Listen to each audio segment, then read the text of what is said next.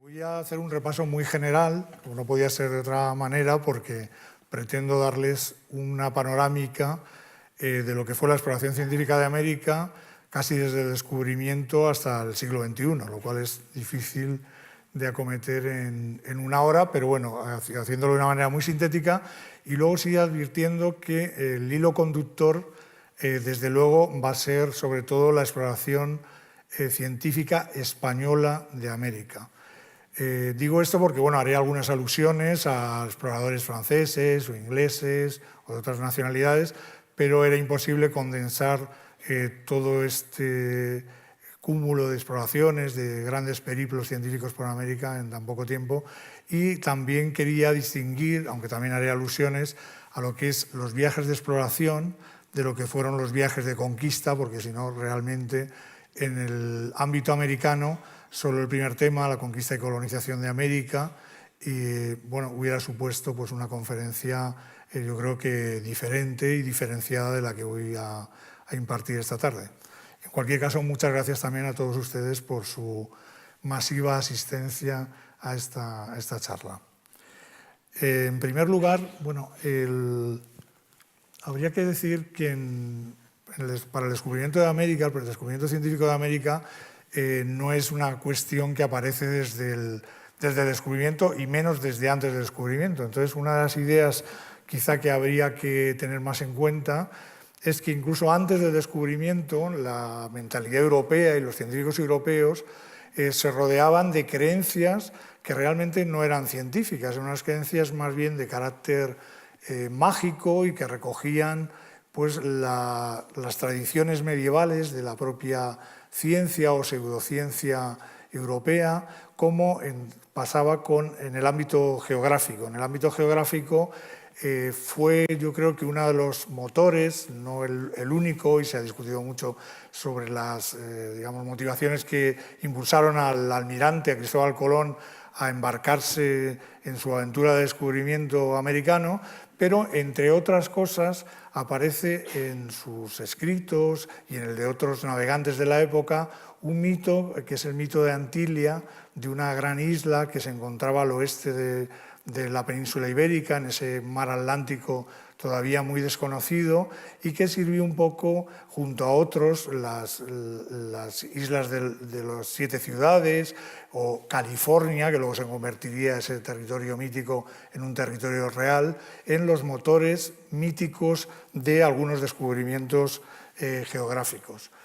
En el descubrimiento de América, evidentemente, cambia el panorama porque la ciencia europea se enfrenta a un mundo nuevo en todos los sentidos. Se encuentra con unas tierras nuevas, en principio son unas tierras que nuestros exploradores y los de otras nacionalidades creían que estaban situadas, como ustedes saben, en territorio asiático, y en los primeros mapas así aparece como una tierra incógnita, pero que se liga cartográficamente a un apéndice de Asia. Aparece en esas primeras representaciones, además, lo que ha llamado el profesor Rojas Mix la América imaginaria,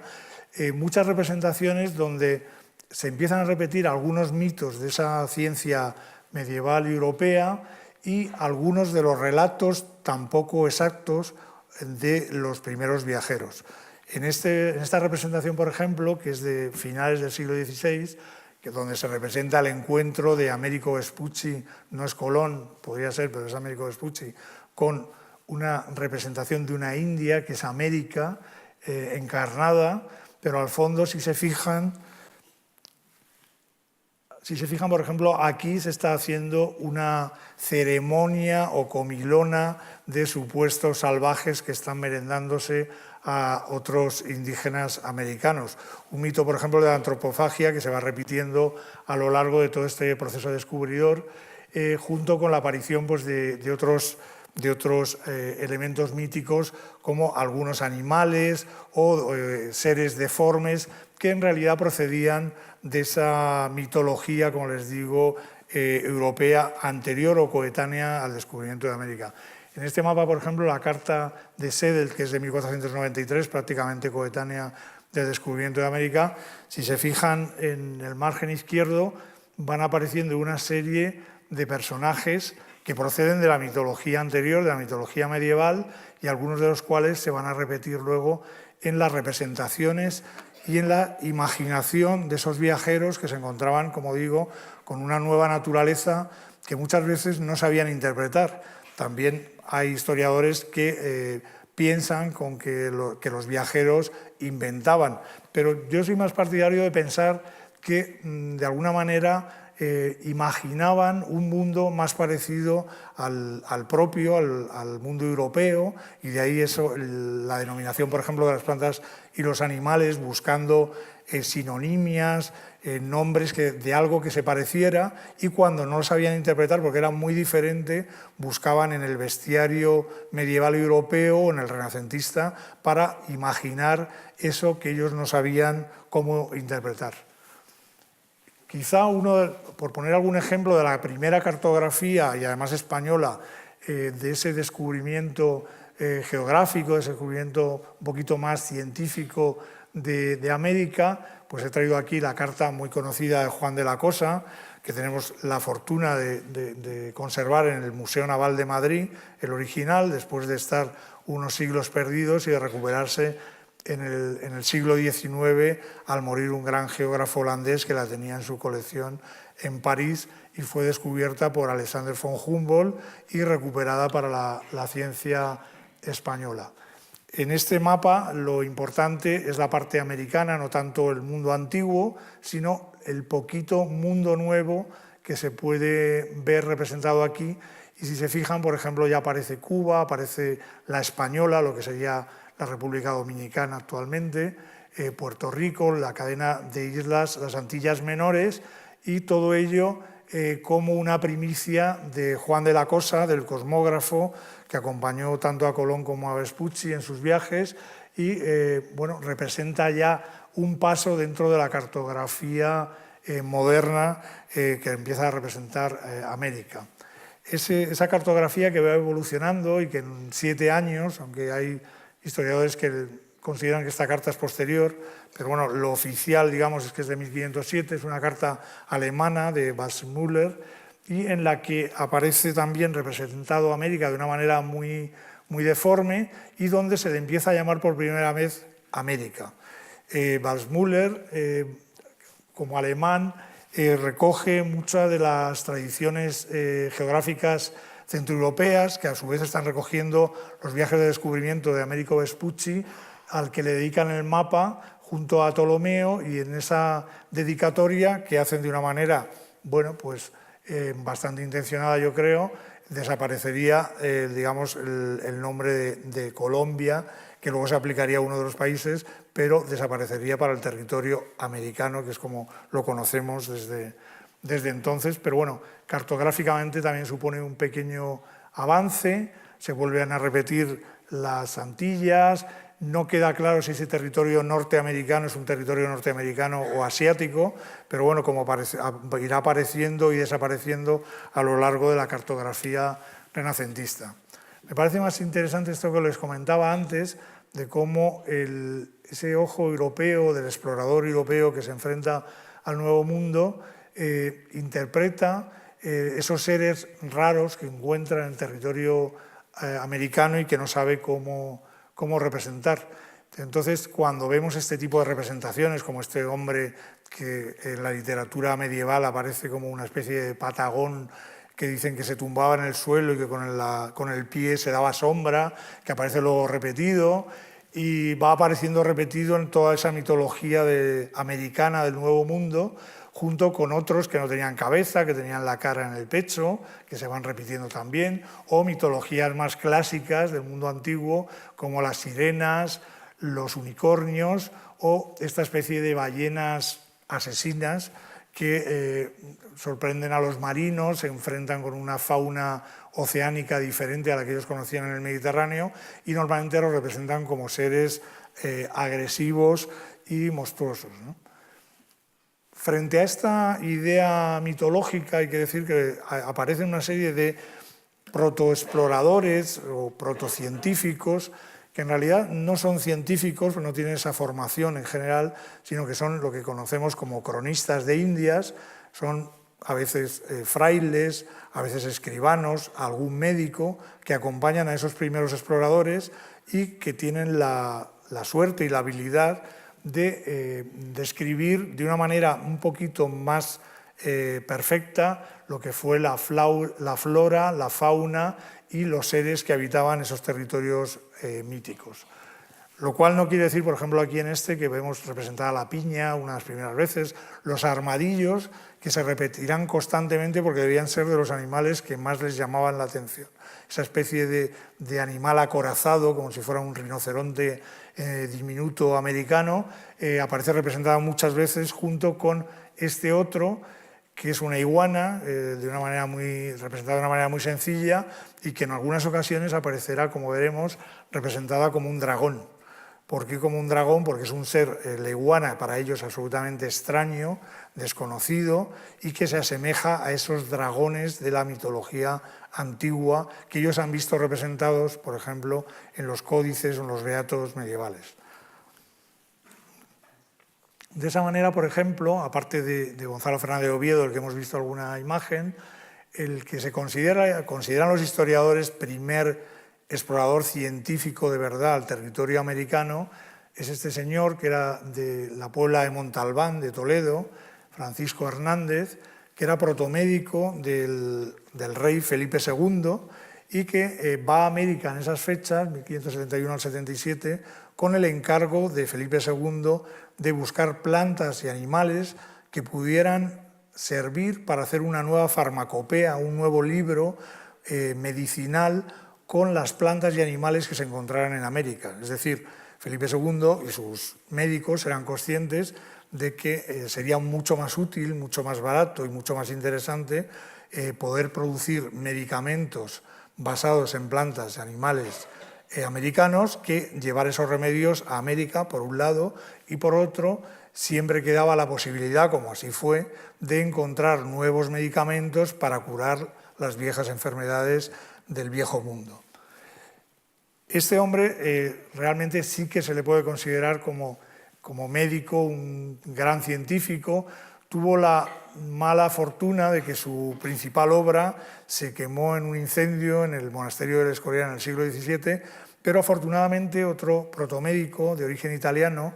Nardo Antonio Recci, había salvado la parte más importante de su obra medicinal y se dio a conocer en Italia en el siglo XVII. Gracias a esa edición conocemos, ya pasado a la posteridad, gran parte de esas contribuciones científicas de nuevas plantas, nuevos animales, nuevos remedios medicinales para la farmacopea americana y europea. A pesar de lo que estoy diciendo, como les decía antes, que casi todas sus representaciones son ciertas, aparece el maíz, aparece el tabaco, aparece la patata o la papa. Junto a todo esto pues aparecen también de repente algunos animales como esto, que se asemejaría más a una especie de pequeño dragón americano que se mezcla junto con el conocimiento científico que este médico está aportando a la ciencia europea. Es decir, con esto lo que quiero decir es que la ciencia tampoco avanza de una manera progresiva y uniforme siempre, sino que tiene altibajos, pasos atrás, y muchas veces aparece entremezclada con un conocimiento más mágico o más mítico, ¿no? Otro médico que también quería destacar desde esta época es Nicolás Monardes, un médico sevillano que quizá no debería tener cabida en esta charla, puesto que no era explorador, era un explorador de gabinete, vamos a llamarle, puesto que él lo que estaba era en Sevilla, tranquilamente, en un gabinete, pero recogía todas las novedades que venían de Indias. Como ustedes saben, los galeones y las grandes naos que volvían en las flotas españolas de América hacían su parada en Sevilla, hasta una época posterior que lo hacen en Cádiz, y este médico va recogiendo todas esas plantas, esas novedades, y lo llega a publicar en una obra que tienen aquí sobre los simples americanos, que tendrá multitud de ediciones en distintos idiomas por toda Europa y por tanto será uno de los médicos españoles que más trascendencia tienen en el mundo científico europeo con respecto a las novedades científicas y médicas americanas. Entre ellos también, como les decía antes, también aparte de los cronistas, los médicos, habría que destacar algunos clérigos, frailes, que acompañan a estas expediciones. Hay que recordar que una de las misiones era la evangelización americana, y entre ellos yo quiero destacar especialmente a Fray Bernardino de Sahagún, por ser uno de los primeros que recoge las crónicas de los indígenas de Nueva España, de lo que hoy es México, parte de Estados Unidos. Recoge su lengua, el náhuatl, que los propios indígenas no escribían. Él consigue hacer unas ediciones, unos manuscritos bilingües en castellano, en español y en náhuatl, que permiten actualmente, bueno, y desde hace mucho tiempo, saber cómo era filológicamente esa extraña lengua que se hablaba en territorio, o una de las que se hablaban en territorio novohispano o mexicano. Y dentro de su crónica, pues él va destacando también materia medicinal, destaca también conocimiento antropológico, etnográfico sobre los pueblos con los que contactó, y también animales y plantas que él consideró de gran belleza o utilidad para el conocimiento de la ciencia europea. En el mundo europeo, quizá en esa época, he traído una muestra de una obra no tan conocida de Jan van der Straet, que era un flamenco, un cartógrafo de Amberes, que publica en 1592 esta obra, que la dedica, como pueden ver aquí, a América, se llama así America Receptio, y donde lo que quiere destacar es el mundo americano en contacto con el mundo europeo. Quiere destacar, por ejemplo, aquí la gran gesta del almirante, de Colón, rodeado, como ven, de un mundo relativamente mítico, donde aparece Neptuno, Poseidón, aparece América siempre de una manera así como un poco sensual, atrayendo al descubridor europeo, junto con otras manifestaciones iconográficas, como por ejemplo esta, que dedica a Américo Vespucci, y donde hay escenas realmente bastante curiosas, porque por ejemplo, en esa primera mitad del siglo XVI,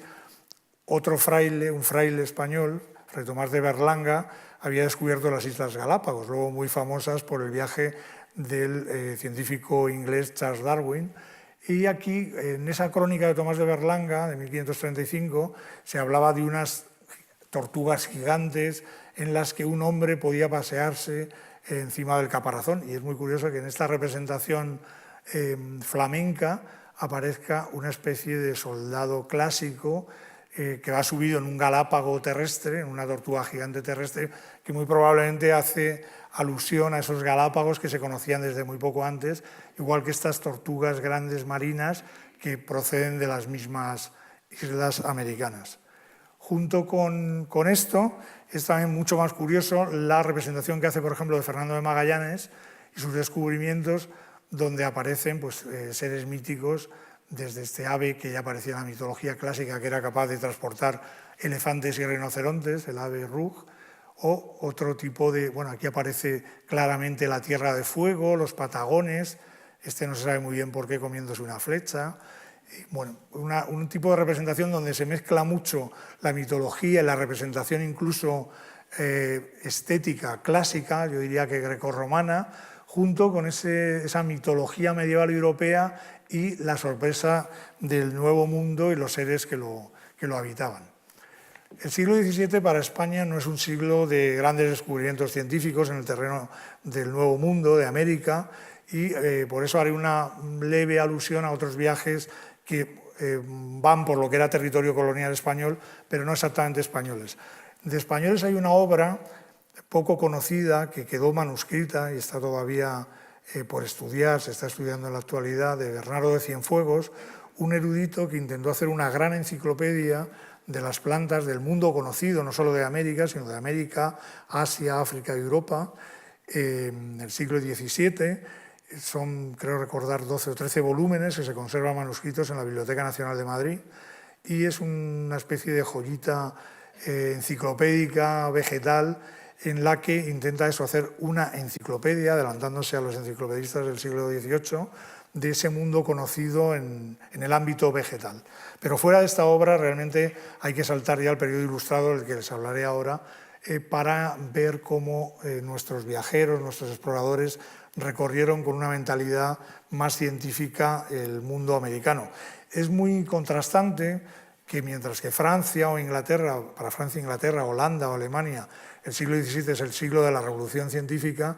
esto no suceda en España. Y en España, mientras que hay una gran eclosión en el mundo cultural, literario, artístico, en el terreno de la ciencia pues sufrimos realmente una decadencia bastante notable. Quizá no tanto como pensamos, porque también es un siglo XVII poco investigado, pero realmente sí se ve un decaimiento con respecto al siglo XVI o a la eclosión que luego veremos de esa exploración en el siglo XVIII. En el siglo XVII correspondería más a otras potencias como Francia, que utiliza también curiosamente muchas veces clérigos en estas exploraciones de carácter, sobre todo las naturalistas, como Charles Plumier, que va a recorrer sobre todo el territorio antillano, o Jean-Baptiste Labat, que es muy reconocido luego aquí en España, su influencia, también otro clérigo que también se centra sobre todo en las islas del Caribe. Y van haciendo viajes entre el siglo XVII a caballo, normalmente entre el siglo XVII y los inicios de la Ilustración francesa, como sería también este caso, por ejemplo, las expediciones al Estrecho de Magallanes, que en ese momento se están disputando Inglaterra, Francia y la propia España, empezando por el propio estrecho y luego por las Islas Malvinas, que han seguido como una maldición disputándose por distintas potencias durante varios siglos, ¿no? Aquí se ve representado pues, algunas de las representaciones que hacía este viajero francés, donde se representa eso, un poco se exagera el tamaño de los animales y bueno, un poco la sorpresa ante ese contacto también con el mundo indígena americano. Y hay un fenómeno también curioso en esos últimos años del siglo XVII, primeros del XVIII, que es la exploración científico y cartográfica que hacen algunos corsarios y piratas, o por lo menos considerados por los españoles corsarios y piratas, y a veces como grandes héroes en Inglaterra, al hilo de sus incursiones como corsarios. Por ejemplo, Woodes Rogers hace un gran viaje de circunnavegación en el que, por supuesto, hace de pirata,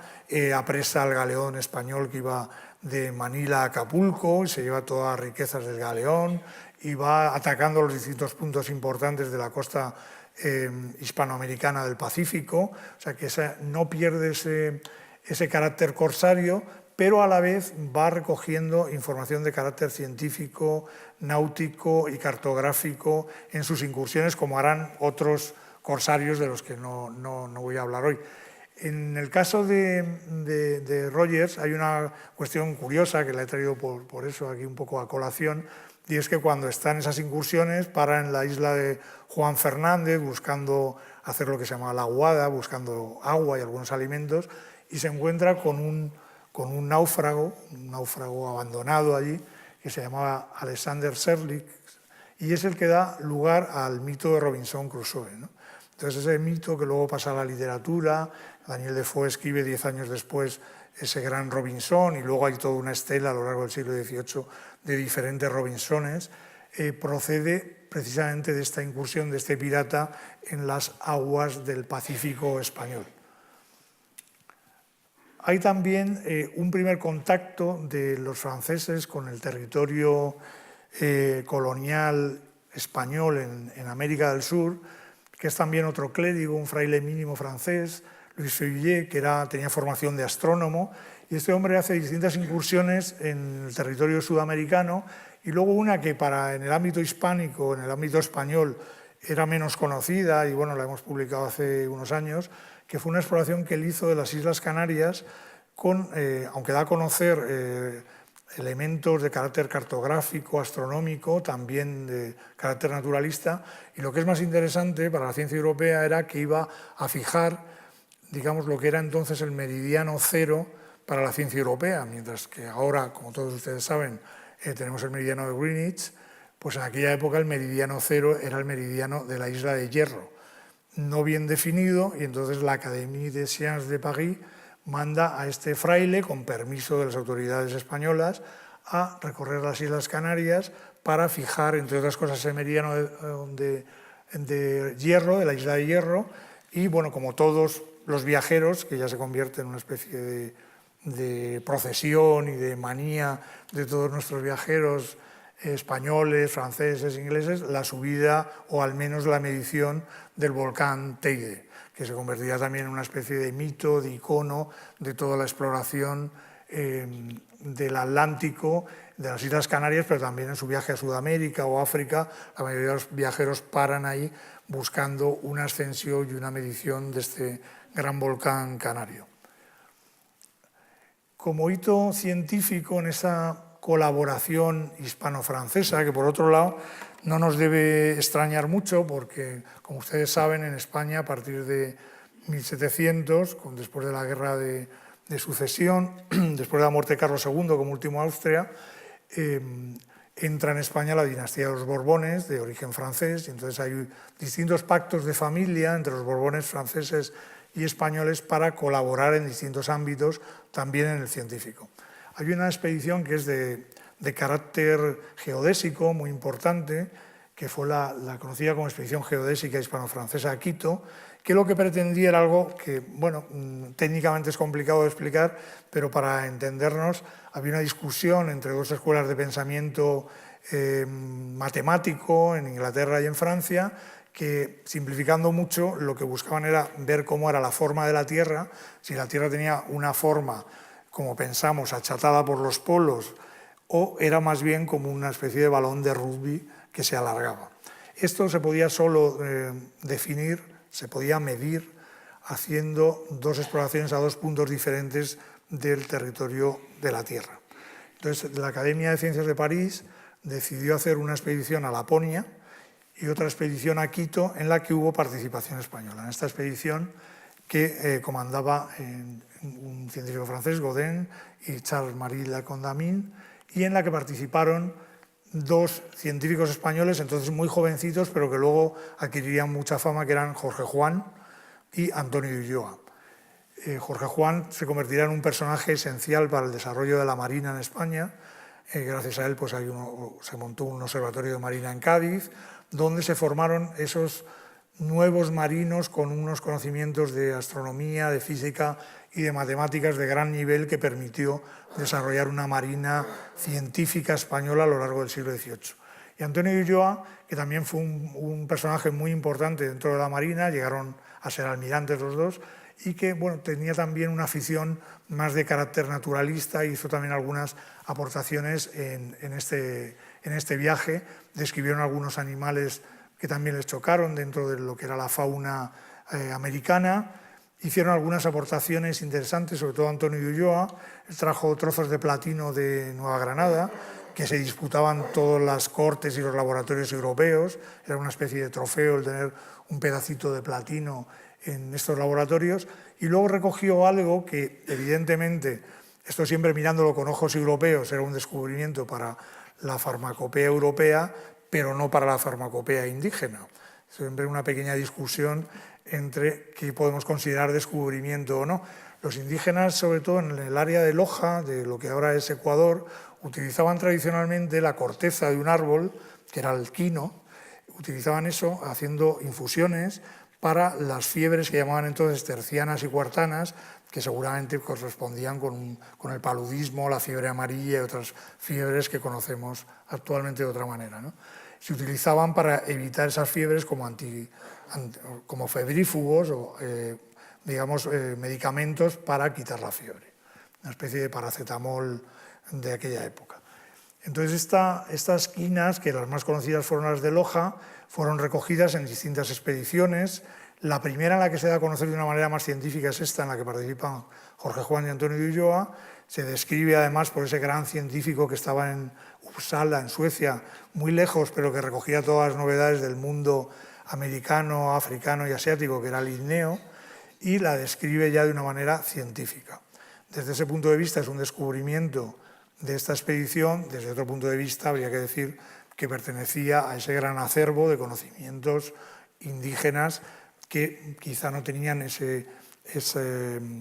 carácter científico que la ciencia europea le quería dar, pero evidentemente era un conocimiento empírico que ellos ya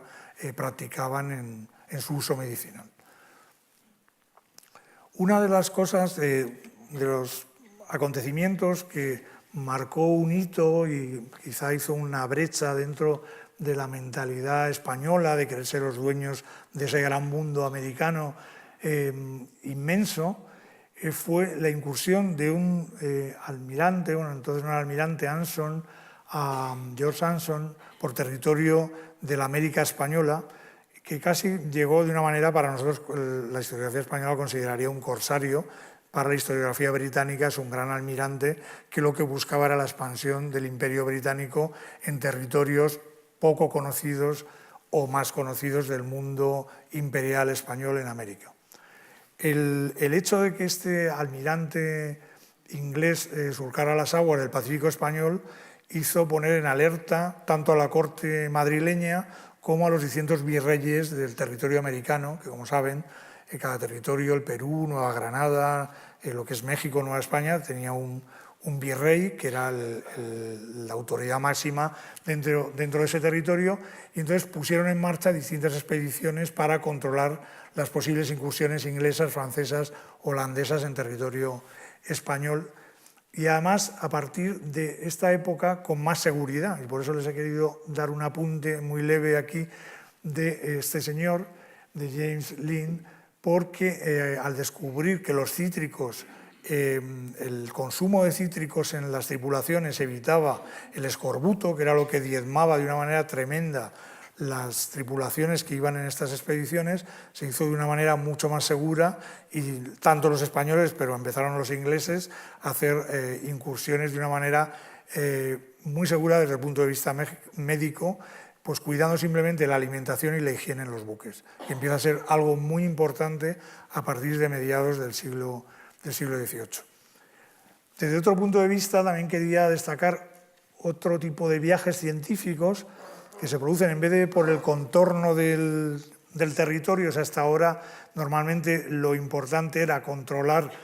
Centroamérica, el Caribe con las islas. Otra cosa que veremos luego, que está más arriba, que es el noroeste de Estados Unidos y Canadá, y el estrecho de Magallanes y el Cabo de Hornos. Pero hay un elemento que fue la disputa interior del territorio imperial entre Portugal y España, que hace que esta disputa por ver si los portugueses avanzaban hacia el oeste más o menos, que procuraban avanzar todo lo que podían para controlar más territorio que los españoles, e incluso ir quedándoselo progresivamente, subiendo sobre todo por el Amazonas como gran río de la región. Esto produjo que se intentaran distintos acuerdos entre las Cortes de Madrid y Lisboa en distintos momentos. Quizá el primer tratado importante es el de 1750, este tratado para intentar fijar los límites, pero curiosamente, aunque las comisiones que tanto Portugal como España nombran son generalmente ingenieros cartógrafos, ingenieros militares que tienen que ir a poner la línea de frontera, a marcar la frontera, los límites, da lugar a que estén en territorio americano, en el interior, durante muchos años y vayan describiendo otro tipo de cosas. Ellos van viendo, evidentemente, la naturaleza con la que se van encontrando, y aparte de medir dónde tenían que poner el mojón de la frontera, pues iban viendo también plantas nuevas, animales nuevos, etc. Una de esas comisiones, además, la Comisión al Orinoco, tuvo la fortuna de que se embarcase en la Comisión Iturriaga un discípulo de ese sabio sueco que les decía antes que estaba tranquilamente en Uppsala, pero que mandaba a sus discípulos como apóstoles a recorrer todo el mundo para ver las novedades zoológicas, botánicas, antropológicas, etc. Uno de ellos, Pedro Loefling, en español, vino a Madrid, estuvo aquí durante un tiempo para traer el nuevo sistema de clasificación de su maestro, de Linneo, y se embarcó en una de estas expediciones al Orinoco. Dio su vida porque realmente muere en el río Caroní, en un afluente del río Orinoco, pero deja para la ciencia una descripción de una materia americana del río Orinoco, y deja incluso en los anaqueles del Real Jardín Botánico de Madrid, donde todavía se conservan, multitud de descripciones, dibujos hechos por uno de los primeros dibujantes que iban en estas expediciones, que se convertirá ya en un hábito continuo, en el que en esas expediciones vayan dibujantes, muchas veces formados en la Real Academia de Bellas Artes de San Fernando de Madrid, o la de San Carlos de Valencia, o la de San Carlos de México. Son dibujantes muy jóvenes, artistas muy jóvenes, a los que se les adiestra en el arte de describir la naturaleza, casi siempre guiados por las órdenes de los científicos, de los naturalistas, pero en algunas ocasiones ellos también se toman sus licencias artísticas. Como decía, con este discípulo llega la obra de este sabio sueco, de Linneo, que clasifica las plantas de una manera muy curiosa, muy artificial, fijándose en el número de estambres, de pistilos que tienen las plantas, no de una manera como hasta entonces, que era una manera más guiada por la morfología externa, sino por algo que parecía como más científico, que era hacer una anatomía de la flor, del fruto, verlo con una lupa, un microscopio, y al menos tenía esa apariencia de observación científica mucho mayor que la que había hasta entonces, y realmente y básicamente es el sistema que se ha mantenido hasta la actualidad con modificaciones. En esa expedición, desde luego, ya se proyecta una imagen geográfica diferente de ese río Orinoco, que se conocía casi desde la conquista, desde el descubrimiento, pero aquí ya se empieza a dibujar de una manera más científica, más con la norma cartográfica. Asimismo, como les decía, pues deja manuscritos como esta Flora cumanensis, la flora de Cumaná, de un territorio americano, dibujos maravillosos del cacao, de las piñas y de otras cerezas de Indias, otras frutas que aquí no conocíamos. La fauna del río Orinoco deja manuscrita una gran obra sobre la fauna del río, tanto de los peces como de los otros animales que habitan el río. Aquí, por ejemplo, pues pueden ver una piraña que él denomina caribito, que es el nombre común que también tienen ahí en algunas de estas zonas del Orinoco, y otro tipo de mantas, de rayas, en fin, todo tipo de animales. En la misma época, un poquito posterior, sigue esa colaboración que les decía antes con Francia, mientras el capitán Cook, al que España no deja entrar en sus territorios, está haciendo una observación astronómica muy importante, que es el paso de Venus por el disco del Sol en 1768 en la isla de Tahití. Francia, otra vez la Académie des Sciences de París, pide permiso para hacer algo parecido en territorio de control español como era California. Entonces, este señor, Charles d'Hautregoz, que es un astrónomo francés, se desplaza a California, también acompañado de dos guardiamarinas, de esos marinos científicos de los que les hablaba antes, de Medina y Doz, y hacen esa observación en California, que también se convertirá pues, en una manera de que los científicos españoles vayan aprendiendo las técnicas y el control, el manejo de instrumentos científicos por parte española a partir de lo que sabían los académicos franceses. Otro personaje poco conocido en España, más conocido en Estados Unidos, porque su gran obra cartográfica se conserva en parte en la Biblioteca del Congreso norteamericano y en la Biblioteca Católica de Washington, es Francisco de Requena, que procede también de lo mismo, de un tratado de límites con Portugal. Él es un ingeniero y vuelve también a explorar toda la hidrografía fluvial cercana al río Amazonas y pues allí describe sobre todo cartográficamente el territorio, contacta con el mundo indígena. Es muy curioso, por ejemplo, las representaciones que hace, que son dibujos que se conservan en Washington, donde, por ejemplo, aparecen representados algunos científicos, lo cual no es muy habitual en este tipo de expediciones, el mundo indígena. Aparece el comandante hablando con un traductor, personajes que llevaban acompañado a las expediciones para contactar y poder comunicarse con los indígenas, y como les digo, no muy frecuentes. Hay expediciones que se denominan virreinales, que proceden un poco de lo que les comentaba antes, de ese miedo de los virreyes a las incursiones extranjeras, y por ejemplo se hacen expediciones a la isla de Pascua y a Tahití, que por ser un poco las más exóticas son las que traigo aquí, precisamente con ese afán de intentar controlar algunos territorios no bien controlados y que de hecho se perderán con cierta facilidad, sobre todo Tahití, que rápidamente los ingleses reivindican como propio, ¿no? Y, como les decía, aparte, otra de las zonas muy estratégicas, de las que solo les puedo dar un apunte, es la zona de lo que se conoce como costa noroeste, que incluye el territorio de Alaska, todo el noroeste de Canadá y de Estados Unidos. Es muy explorado por los científicos, los marinos españoles. Son cientos de viajes los que van aquí, Juan Pérez, Eceta, Bodega y Cuadra, Arteaga, etcétera, hasta llegar a la expedición que luego les hablaré un poquito más de Alejandro Malaspina, que lo que intentan es, por un lado, buscan el posible paso entre el Océano Pacífico y el Océano Atlántico. Había un mito español, de un navegante español, de Ferrer Maldonado, que decía, y casi por comparación y por equivalencia con el sur de América, que igual que en el sur había un paso que unía el Pacífico con el Atlántico, por una teoría especular, debería haber un paso en el norte que uniera el Pacífico con el Atlántico, cosa que no era cierta y que, bueno, desgraciadamente a lo mejor se convierte en cierto por el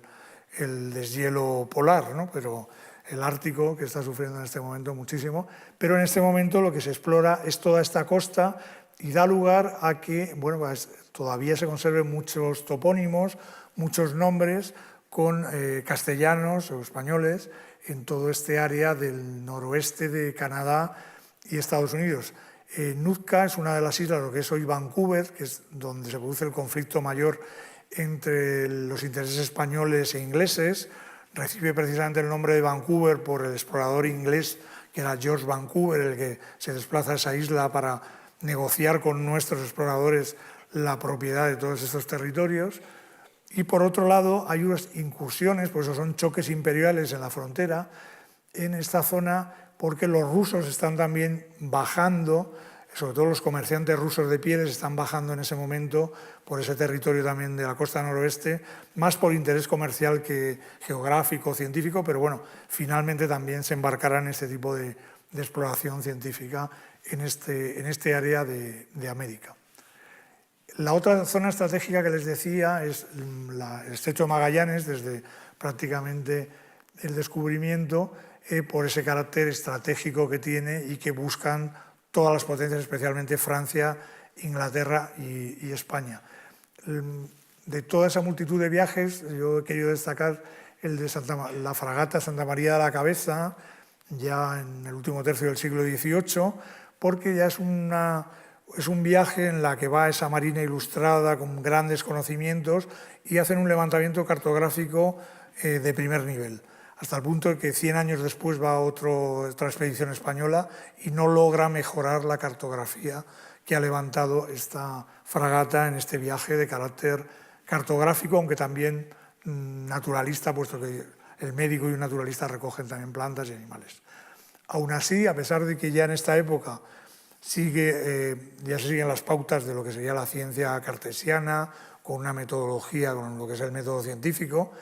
todavía se ven, a pesar de ese avance, se ve en las narrativas de los comandantes, de los marinos, se ven estos mitos que proceden de un periodo muy anterior. Por ejemplo, el mito de los patagones gigantes,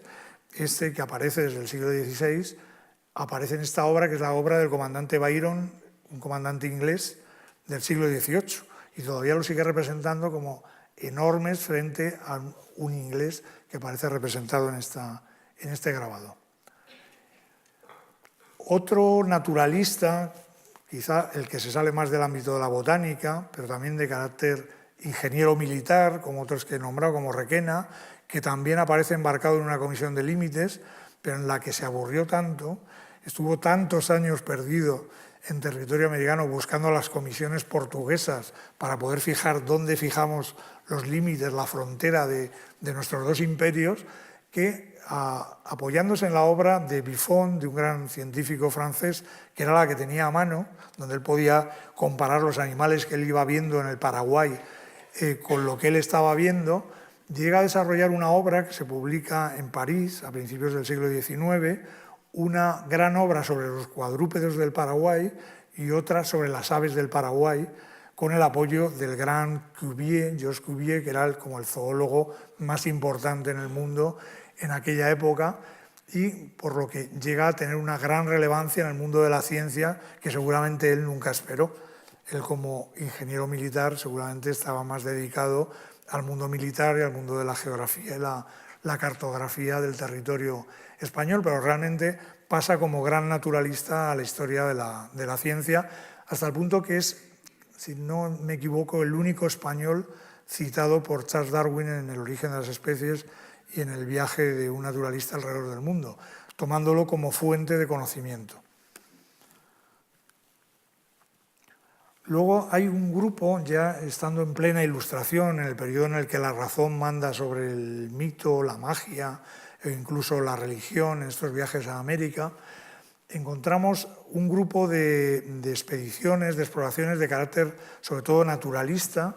entre las que habría que destacar esta primera de Ruiz y Pavón. Este es Hipólito Ruiz, un naturalista de Belorado, de Burgos, que se forma en Madrid en el Real Jardín Botánico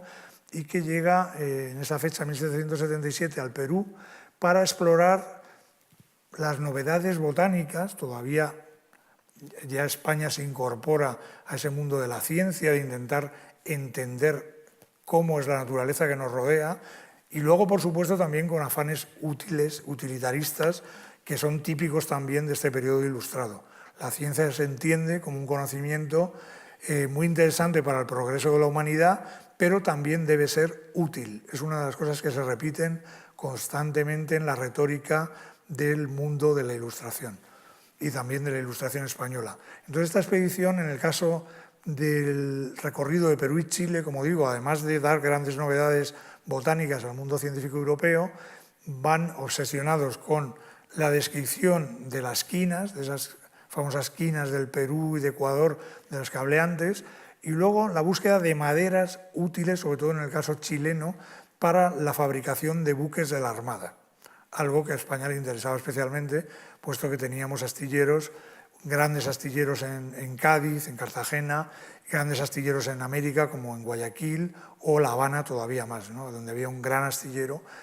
donde se fabricó gran parte de la Marina de Guerra española en el siglo XVIII. Dentro de esas expediciones naturalistas, botánicas, se ha conocido más, quizá les suene más, porque se le ha dedicado más exposiciones, más programas de televisión. A José Celestino Mutis, es un gran médico gaditano que va como médico acompañando a un virrey a Bogotá,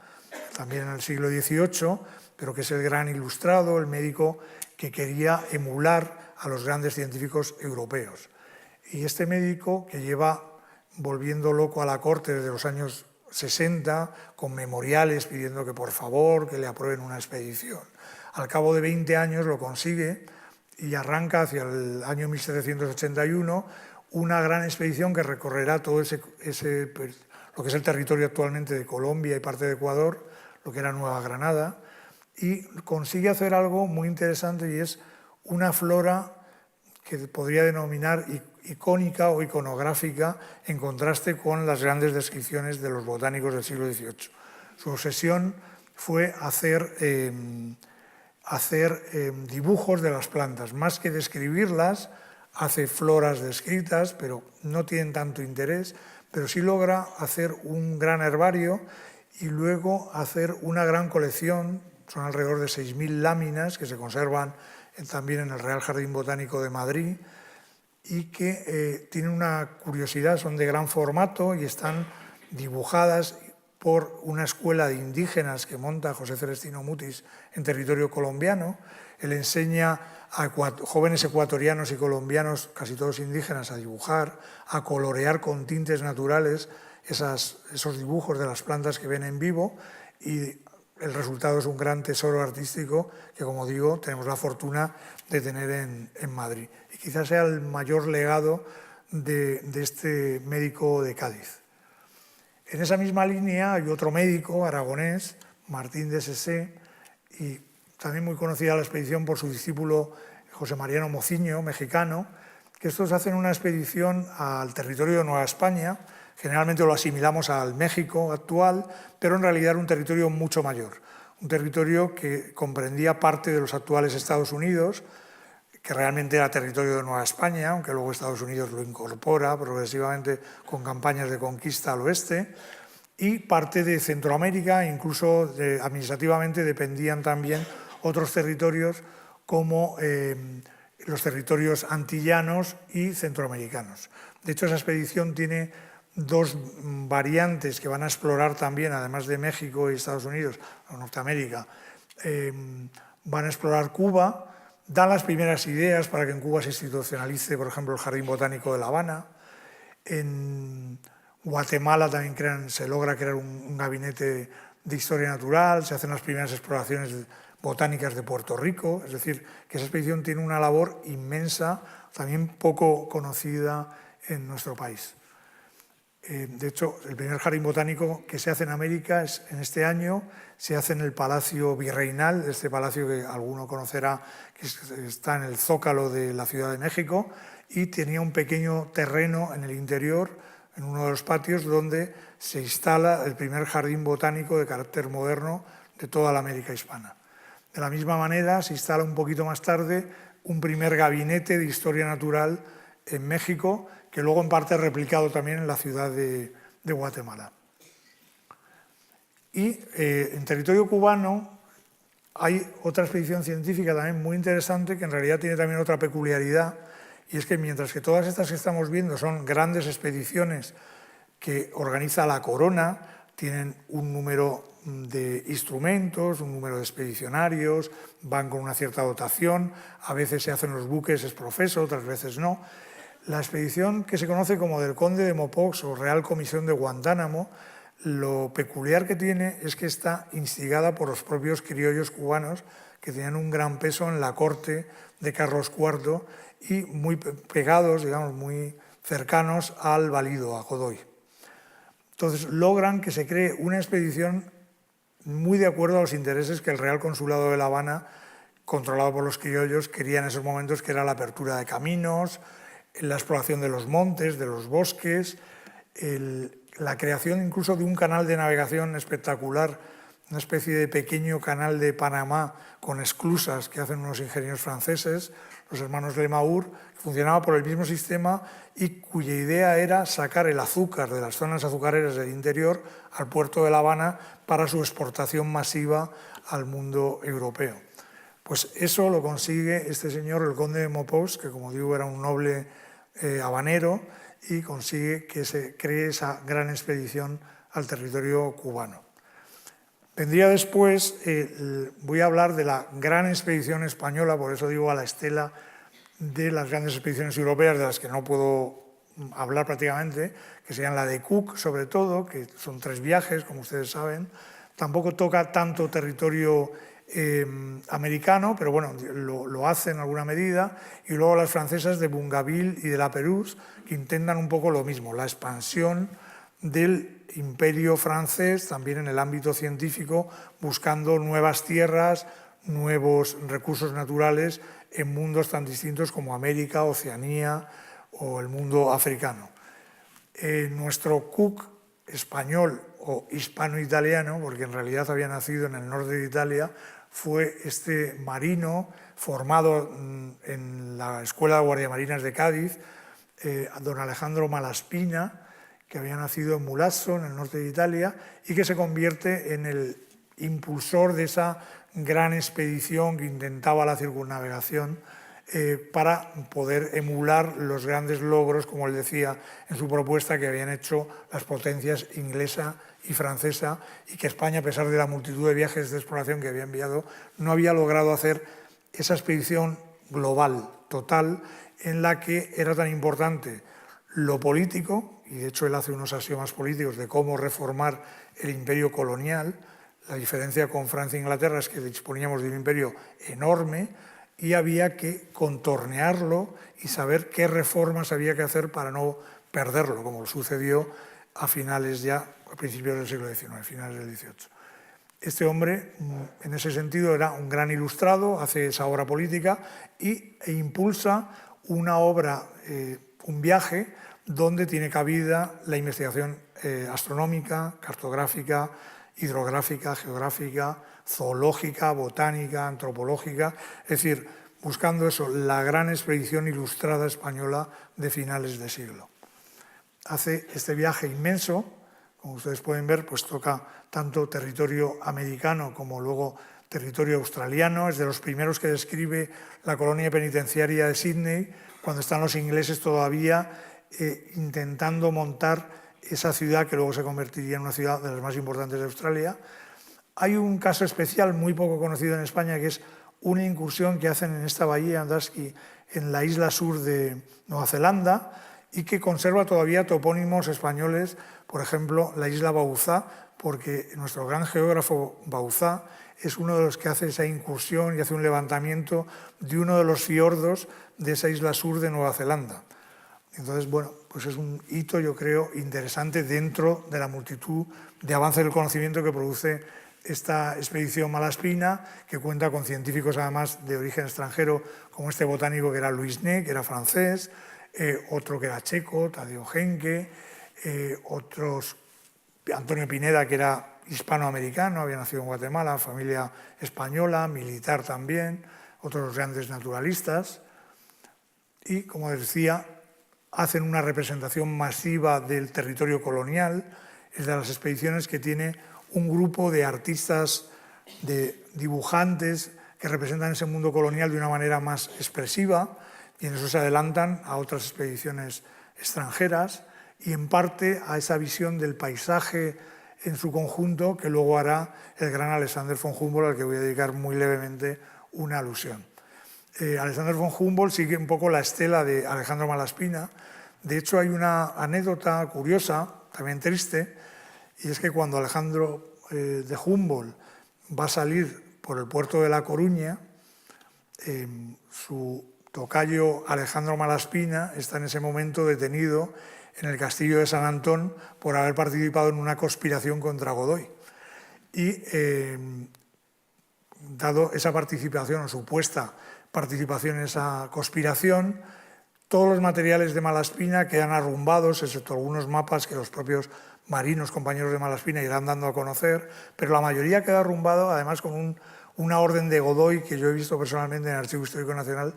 bastante cruel, en la que se dice que las resmas de papel destinados a la publicación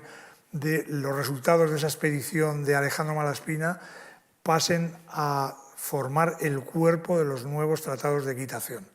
Es decir, se le da un cambio absoluto a ese resultado de la ciencia, se deriva hacia otro objeto, como por otra parte pasó con nuestro querido Museo del Prado, que en realidad iba a ser una gran academia de ciencias y un museo de historia natural, pero que ante la poca gracia que le hacía a nuestro rey Fernando VII pasó a convertirse en un gran museo de pintura, lo cual también es de agradecer, pero vamos, por motivos muy indirectos, ¿no? Pues como decía el gran Humboldt, cuando sale del puerto de La Coruña, hace un recuerdo emocionado a Alejandro Malaspina y dice, ahí gime en la mazmorra, gime ese hombre que tanto ha dado a la ciencia europea, ¿no? Mientras él está saliendo, y luego será mucho más listo porque volverá por Francia para evitar posibles conflictos con las autoridades españolas. Muy levemente les quería apuntar también que, además de su exploración americana, que es fundamental para esa nueva imagen de América en Europa, fue conocido, y aquí está Eduardo Martínez de Pisón como gran geógrafo que es, que puede decirnos que repetidamente se le dice que además del gran descubridor, el segundo descubridor de América es el descubridor de la meseta castellana. Entonces yo, como poco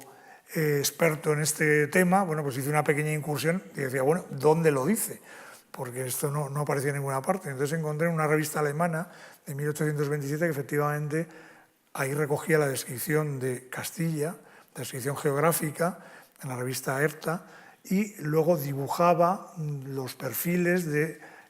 la península española, como él decía, donde se podía ver las dos submesetas con el corte de la cordillera central, y realmente se convertía en el primero que de alguna manera había medido, aunque fuera con barómetros, esas distintas altitudes para poder representar gráficamente lo que era la meseta castellana, la meseta española. Hace también alguna incursión por las Islas Canarias, como decía antes, como todos los grandes exploradores, y luego, bueno, es muy conocido, esto es en realidad un dibujo inventado que antes comentaba, también con Lucía, de cómo es el personaje quizá más representado de la historia de la ciencia europea y quizá mundial. Humboldt va pasando desde un chico joven, vestido de director de minas, se le va representando cada vez más germanizado en las distintas los distintos retratos que se van haciendo sobre todo en Alemania. Y este es uno de ellos que a él no le gustaba mucho, pero donde se supone que aparece representado con su ayudante Aimé Bonpland, un botánico francés que le acompañó durante el viaje. Y bueno, pues acompañado de sus instrumentos, su sombrero, una manera como muy romántica de representar al sabio berlinés. También da un mensaje, aparte del mensaje estrictamente naturalista, y es que es un científico al que hay que alabarle todavía su mentalidad abierta con respecto a otras culturas, y es una cosa que siempre me gusta destacar, que en el caso americano el mensaje que da es la necesidad de conservar los pueblos indígenas americanos y su cultura, sus lenguas, sus tradiciones y lo demás, cosa que sigue haciendo falta. Muy rápidamente ya en el siglo XIX, acatando esta vuelta muy panorámica a la exploración científica, sobre todo de los españoles en América, hay como un pequeño revival a mediados del siglo XIX, que sí he estudiado con más detenimiento. Es en la época isabelina, una época en la que España vuelve a estar ligada internacionalmente a Napoleón III, a Francia otra vez, y bueno, hay una especie de movimiento que nos puede sonar cercano de optimismo, no digo de ahora, de hace unos años, también en la ciencia, y entonces se organiza una comisión científica en el Museo de Ciencias Naturales y en el Jardín Botánico para acompañar unas fragatas de guerra, algo mal pensado, por territorio americano. Esta comisión, como las anteriores, está muy bien organizada, con bastante dotación, pero tiene el mismo problema, y es que la vuelta, la ciencia española no es capaz de asimilar los productos que esta exploración ha producido, algo que se convierte ya en una maldición crónica de nuestra ciencia. La desorganización, la falta de una academia de ciencias, la falta de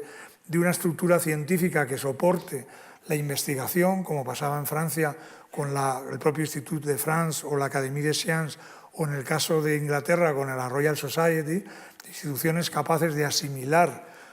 todo ese conocimiento, de distribuir en distintos especialistas esos aportes de lo que se iba encontrando. Pues nuestra desgracia es que no disponíamos de esa infraestructura institucional para esa asimilación de la ciencia, y en este caso pasa igual. Añadido a otra desgracia crónica, como es los avatares políticos, en los que nos vemos sumidos periódicamente y que hacen que en este caso vuelven en el año 66, se reúnen para dar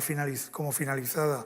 la expedición en una reunión en el Museo de Ciencias Naturales de Madrid. En el 68 se produce la Revolución del 68, Primera República, convulsión, restauración de la monarquía, pero que tampoco apoya la ciencia. En fin, un periodo muy desgraciado que hace que muchos de los resultados de esta expedición se estén estudiando ahora, no en esa época, que hubiera sido mucho más relevante para las ciencias naturales españolas. Hay otro intento, el otro era del siglo XIX, este es del siglo XX, y es que con motivo de las hazañas de aviación del capitán Iglesias, que junto con Ramón Franco hacían grandes raids aéreos a territorio americano, pero que eran en realidad casi hazañas deportivas, a ver quién llegaba más lejos y podía mantener un avión más tiempo en vuelo, se les ocurre una idea, patrocinada en parte por Gregorio Marañón, que en ese momento dirigía la Sociedad Geográfica Española, de montar una comisión para la exploración del Amazonas. Y todo fue muy bien, se crea un buque, lo que decía antes, se hace una gran infraestructura, una comisión científica, pero con motivo del desastre que empieza ya a verse a en la primavera del año 36, se decide en el último minuto, y ya viene la guerra, suspender la actividad de esta posible exploración del Amazonas por parte de la Segunda República Española, que en realidad hace unos trabajos preliminares que sí se han conservado, pero se suspende lo que hubiera sido la gran expedición americana del siglo XX. Y para finalizar, pues quería hacer una alusión a otra expedición, que esta es de antes de ayer, por así decirlo, que es la que se ha conocido como Expedición Malaspina 2010, que en realidad se debía conocer como Expedición Duarte, porque es Carlos Duarte, un gran oceanógrafo del CSIC, el comandante científico de esta gran expedición, de esta gran exploración del océano, y aunque no es exactamente una expedición americana, sí que hace una escala en Río de Janeiro, en Panamá, en Cartagena de Indias. Es una expedición mucho más global, que lo que intentaba era no solo ya la exploración terrestre, como se hacía en las anteriores, sino que ya mirando el siglo XXI, lo que propone, y ha hecho una gran expedición que todavía está ahora ofreciendo los nuevos datos de esa exploración científica, creo que con más fortuna que las anteriores, y lo que propone es que, al igual que estamos mirando el espacio, acabamos de ver cómo se ha posado una pequeña nave en un asteroide. Carlos Duarte también lo que nos propone es una mirada hacia el futuro, pero a través de los océanos, como algo también poco explorado. Esta expedición ha encontrado cientos y miles de pequeños seres que viven en las profundidades, de nuevos genomas que pueden dar lugar a nuevas posibilidades para la alimentación del hombre, para su curación, etcétera. Cosas que están todavía por descubrir y, como digo, es un campo tan interesante como esa mirada al futuro en el exterior, que desde luego es necesaria y seguramente será lo más importante de la exploración en los próximos años o siglos. Y nada más, muchas gracias por su atención.